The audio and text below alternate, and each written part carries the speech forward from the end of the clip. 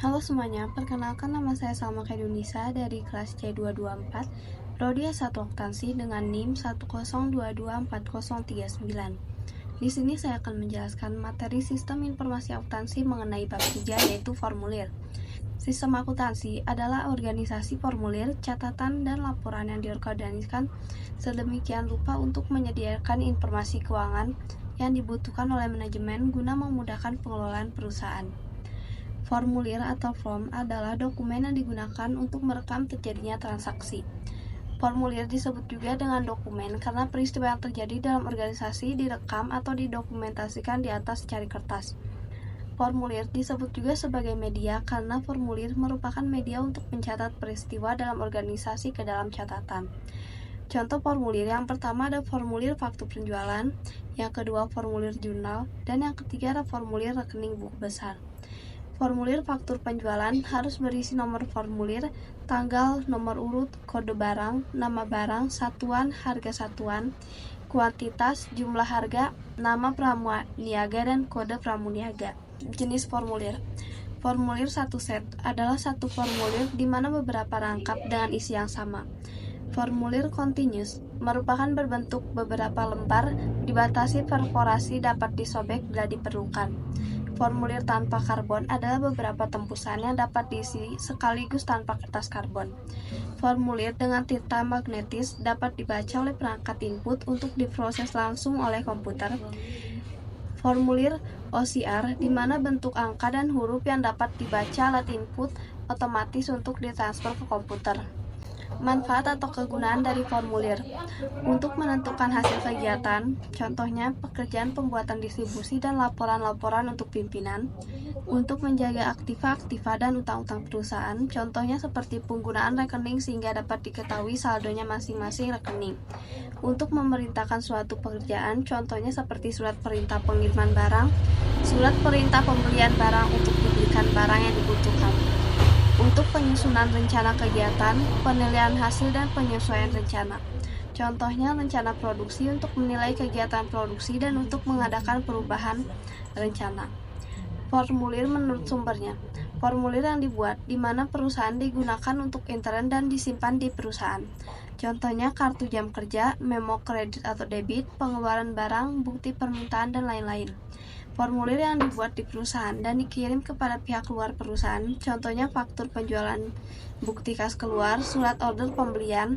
Formulir yang diterima dari luar perusahaan, contohnya faktur pembelian, surat order dari pembeli, dan rekening koran bank. Formulir menurut tujuan penggunaannya. Formulir yang dibuat untuk meminta dilakukannya suatu tindakan oleh organisasi lain. Contohnya bukti permintaan dan pengeluaran barang dari gudang. Formulir yang digunakan untuk mencatat tindakan yang telah dilaksanakan, contohnya faktur pembelian, faktur penjualan, dan kartu jam kerja. Prinsip dasar dalam merancang formulir. Yang satu, pemanfaatan tembusan atau copy formulir. Untuk memenuhi beberapa tujuan sekaligus perlu dibuat beberapa formulir. Yang kedua, penghindaran duplikasi dalam pengumpulan data. Dalam mengumpulkan data, hindari pengumpulan data lebih dari satu kali. Yang ketiga, rancangan formulir yang sederhana dan ringkas. Dapat dihindari perekaman data yang tidak perlu. Yang keempat, unsur internal cek dalam merancang formulir. Untuk menghindari kemungkinan kesalahan pengisian formulir, perlu dimasukkan unsur internal cek. Yang kelima, nama dan alamat perusahaan pada formulir. Untuk formulir yang dikirim keluar perusahaan perlu nama, alamat, logo, tujuannya untuk memudahkan identifikasi agar formulir tersebut bagi perusahaan penerima. 6. Nama formulir.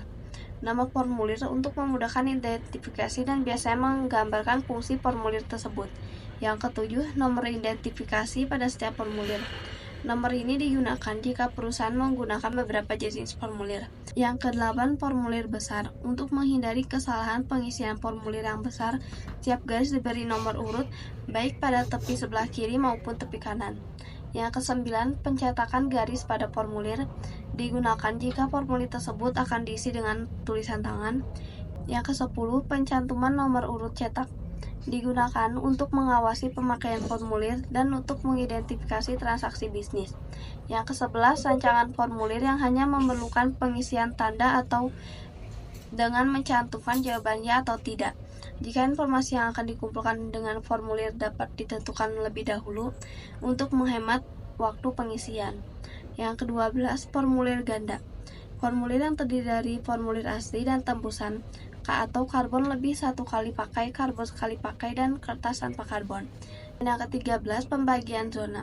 Formulir dibagi berdasarkan blok-blok yang logis yang berisi data yang saling terkait.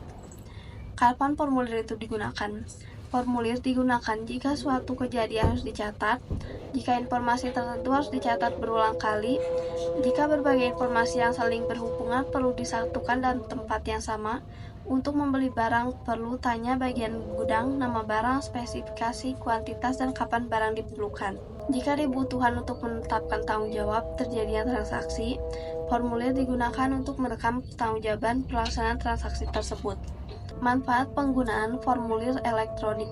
Yang ke-1, tidak pernah kehabisan formulir. Yang kedua, tidak pernah ketinggalan zaman. Ketiga, ketidakefisienan formulir dapat dihindari. Yang keempat, tidak dimungkinkan penggunaan formulir yang salah. Yang kelima, kecepatan pengisian formulir. Yang keenam, penangkapan data dilakukan sekali. Dan yang ketujuh, tidak ada data yang mengambang. Sekian dari saya, terima kasih.